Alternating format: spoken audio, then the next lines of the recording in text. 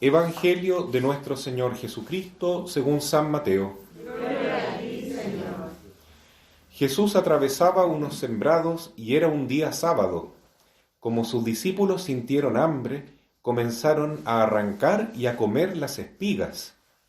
Al ver esto, los fariseos le dijeron: «Mira que tus discípulos hacen lo que no está permitido en sábado».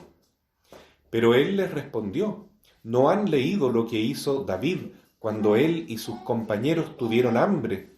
¿Cómo entró en la casa de Dios y comieron los panes de la ofrenda, que no les estaba permitido comer ni a él ni a sus compañeros, sino solamente a los sacerdotes?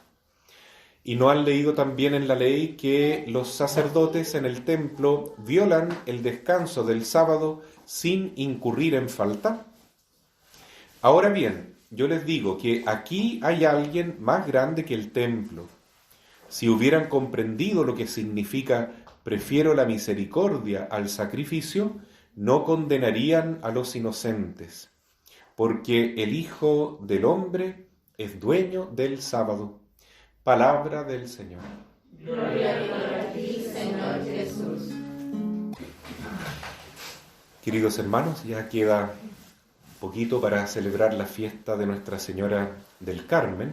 Mañana es el día de nuestra Reina de Chile. Y estamos contentos porque hemos acogido a María en nuestro corazón. Y esa es la voluntad de Jesús. Es tan hermoso pensar que Cristo, al manifestarse en el mundo, nos viene a mostrar la imagen de Dios. Si ustedes leen la carta a los Colosenses, en el capítulo 1, versículo 15, dice: Jesús es la imagen de Dios invisible. ¿Cierto? Él nos muestra a un Dios que es invisible, que es el Padre Dios. Quien ve a Jesús, ve a Dios. Sin embargo, hay que entender que la imagen y semejanza de Dios es el ser humano completo. Entonces, no solamente un hombre puede ser imagen total y perfecta de Dios, sino que tiene que ser un hombre con una mujer. Porque así dice la palabra, ¿no? Génesis, en el capítulo 1, cuando Dios crea al hombre, dice: y lo hizo a su imagen y semejanza. A imagen de Dios lo creó, hombre y mujer los creó. Entonces, ahí tenemos también solucionado el problema que hay hoy en día para muchos de la ideología del género, ¿no? ¿Cuál es la forma correcta como Dios quiere que se formen las familias como imagen de Dios? Hombre, mujer. Hombre y mujer. Y solamente así puede formarse una familia. Dos hombres juntos, solos, dos mujeres juntas, solas, entre sí nunca van a poder procrear, formar familia. Entonces no es esa la voluntad de Dios, sino hombre y mujer, y así entonces se revela que en Dios están esos rasgos que son propios del hombre y que son propios de la mujer también. Entonces es natural que Jesús haya querido mostrar una mujer perfecta, inmaculada, que es nuestra Madre María, porque ella es verdaderamente el modelo que tiene que alcanzar la Iglesia. Ella y Jesús, el Sagrado Corazón de Jesús, es nuestro modelo y es la fuente, la vertiente de todas las perfecciones. Pero también lo es el corazón de María, el corazón inmaculado de María. Entonces son dos corazones juntos, inseparables, ¿no? Un hombre santo, divino, y una mujer que no es Dios, pero que es madre de Dios, que es la compañera inseparable de Jesús en la redención del ser humano. Entonces, por eso nosotros hoy día nos damos cuenta que Jesús tiene este rasgo tan misericordioso, ¿no? Él se presenta a sí mismo como la misericordia infinita. Porque hay dos características en Dios que son inseparables también, ¿no? Así como está lo masculino y lo femenino en Dios, también está la justicia y la compasión. ¿No es cierto? En Dios hay verdad pero también hay misericordia. Y son dos rasgos inseparables en Dios. Ahora, si tuviéramos que preguntar, ¿qué es más importante para Jesús? ¿La misericordia o la justicia? ¿Qué diríamos nosotros? ¿Cómo se presenta Jesús, por ejemplo, a Santa Faustina? ¿Qué es lo que dice? ¿Yo soy la justicia divina o dice yo soy la misericordia? Yo soy la divina misericordia. ¿Eso quiere decir que en Jesús no hay justicia? También hay justicia, ¿no? Porque Él le dice a Santa Faustina, y nunca lo olvidemos, si alguien no quiere pasar por mi misericordia, tendrá que conocer mi justicia. Porque Él también es justicia. Y es nuestro juez. ¿Quién nos va a juzgar a nosotros el último día? ¿El Padre Celestial, el Espíritu Santo o Jesús?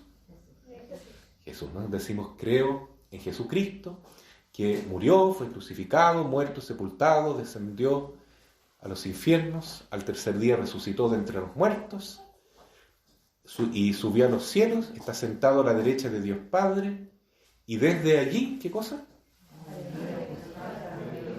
Exacto, vendrá a juzgar a vivos y muertos. Entonces, lo que quiere Jesús no es juzgarnos para condenarnos, sino que Él quiere salvarnos para que tengamos vida. Y eso es lo que dice el Evangelio hoy. Yo quiero misericordia y no tanto sacrificios. Los sacrificios son justos también que los paguemos, ¿no es cierto? Tenemos que hacer sacrificios para enmendar nuestros pecados, también para pedir por la salvación de otras almas que están alejadas de Dios. Y la Virgen pide esos sacrificios. Ella dice oración y penitencia. Si hacemos oración, rezamos el rosario, nos mortificamos, tratamos de hacer ayuno, de hacer otros sacrificios por amor a Cristo, podemos salvar otras almas, otras personas que van por el camino del pecado mortal.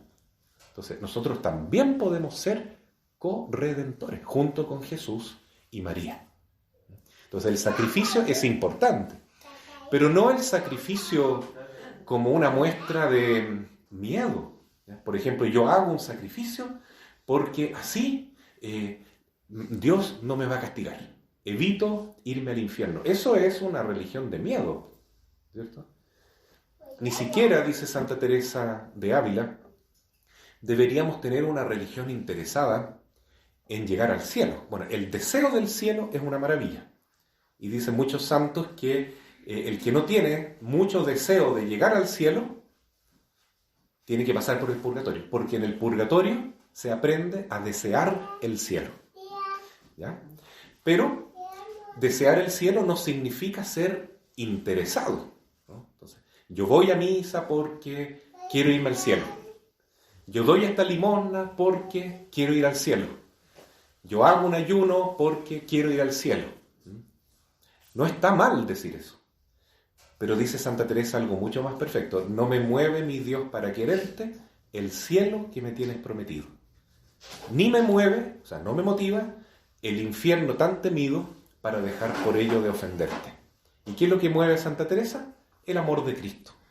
Verte, Señor, en la cruz, clavado y escarnecido. El amor de Jesús, el amor que brota del Sagrado Corazón de Jesús, la misericordia de Jesús. Eso es lo que mueve al santo y a la mujer santa. Dejarse contagiar entonces por este amor. Por eso el Evangelio de hoy choca, ¿no es cierto?, con la mirada que tienen los fariseos de una fe basada en el sacrificio, en el miedo, en el cumplimiento, que como se dice muchas veces es cumplimiento, ¿no? Porque no hay misericordia. Y cuenta la historia de hoy que ocurrió, ¿no es cierto?, un día que los discípulos estaban con hambre, pero era día sábado. Y en un día sábado no se podía sacar espigas del campo. Pero como era sábado y tenían hambre, Jesús les permitió. Así que los discípulos comieron, espigas comieron, y los fariseos estaban espiando y dicen, Jesús, ¿cómo permites que tus discípulos coman? En día sábado no pueden trabajar. Y Jesús les dice en el fondo eso, ¿no? Ustedes solamente miran el cumplimiento. Cumplir leyes sin amor no tiene sentido. Una religión de puro sacrificio, de pura justicia, pero sin amor, no tiene sentido. Tampoco tiene sentido lo otro, ¿no? Que decía San Alberto Hurtado, que también es cierto, ¿no? La caridad comienza donde termina la justicia. Es decir, no puede haber misericordia si yo no tengo justicia. Por ejemplo, si uno no trata bien a las personas en el trabajo, ¿ya? No cumple bien con su patrón o el patrón con sus trabajadores, si nosotros no cumplimos bien las leyes que tienen las autoridades legítimas, si no tenemos justicia, no podemos hablar de misericordia tampoco. Entonces son las dos cosas. Pero Jesús dice, quiero misericordia, y dice así, prefiero la misericordia al sacrificio. Entonces ese es el camino que hoy día nos muestra el Señor.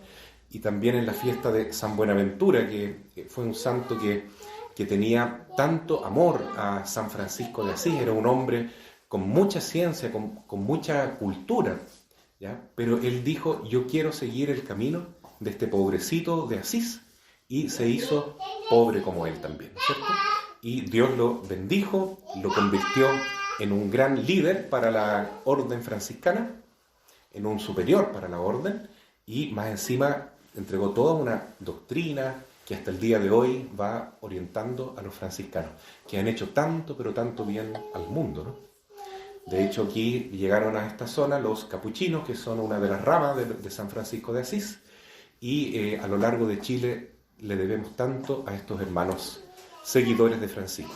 Hoy entonces le pedimos a San Buenaventura que nos ayude a tener ese corazón misericordioso que él descubrió en San Francisco de Asís, y que todos los santos pueden encontrarlo si vivimos esta palabra de hoy, ¿no?